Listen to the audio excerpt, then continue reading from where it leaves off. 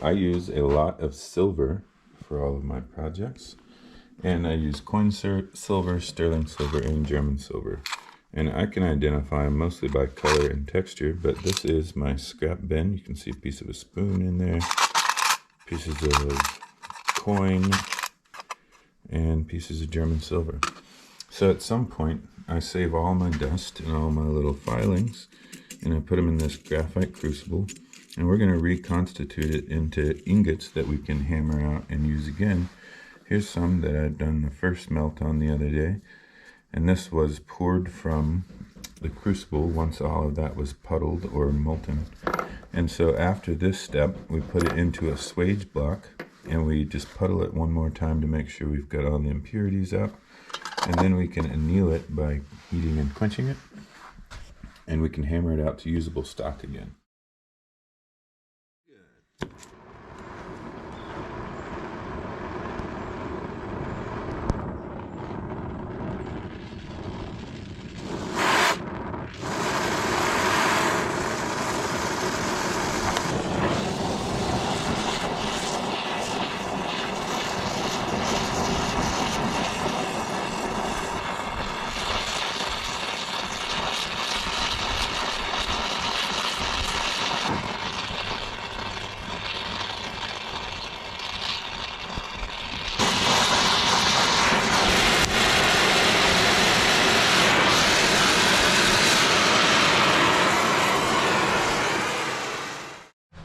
So now we're at my swage block, which is a cast iron block, and just has different shapes and sizes of contours for hammering things into. Anyway, I use this to puddle the silver in for the second time.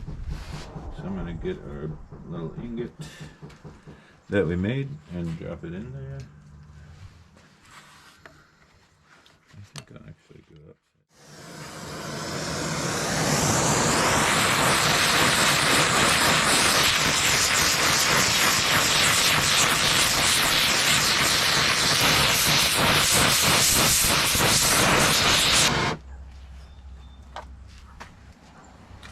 So there we have it, all those little scrap pieces. We can now heat and anneal this and hammer that into whatever we need. So now I'm going to anneal this again. So here's my puddled silver.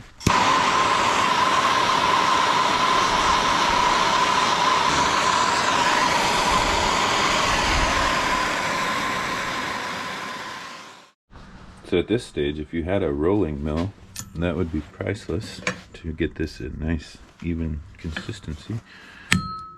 But we're keeping it old school.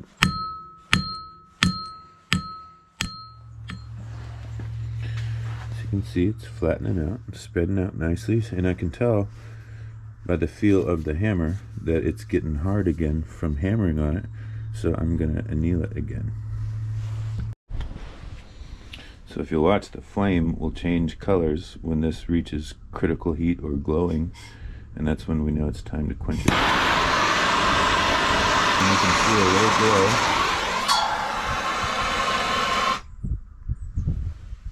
So that's dead soft again.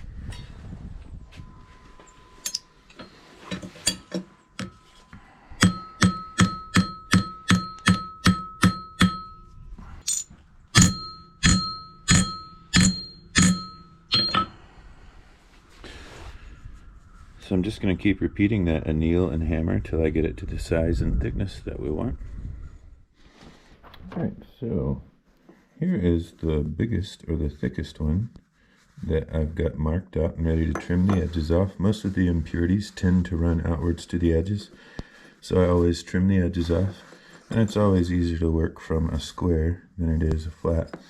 So if at all possible, if it's not too thick, you use tin snips to trim the edges off your sheets or billets, and that will save you from making sawdust out of it.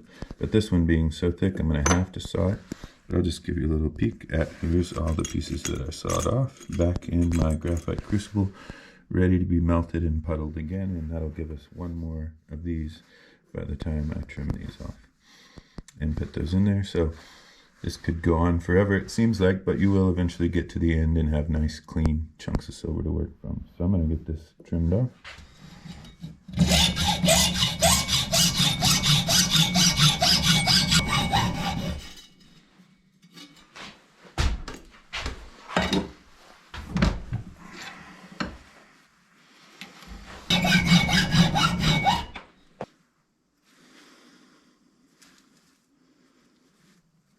It's a nice thick piece of silver. That's about 1/8 of an inch thick right there.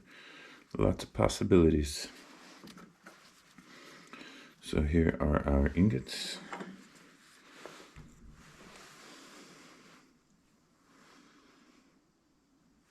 And here is the scrap in the crucible, ready to do it again, and we'll get at least one more of these. Hope that helps somebody. Thanks for watching.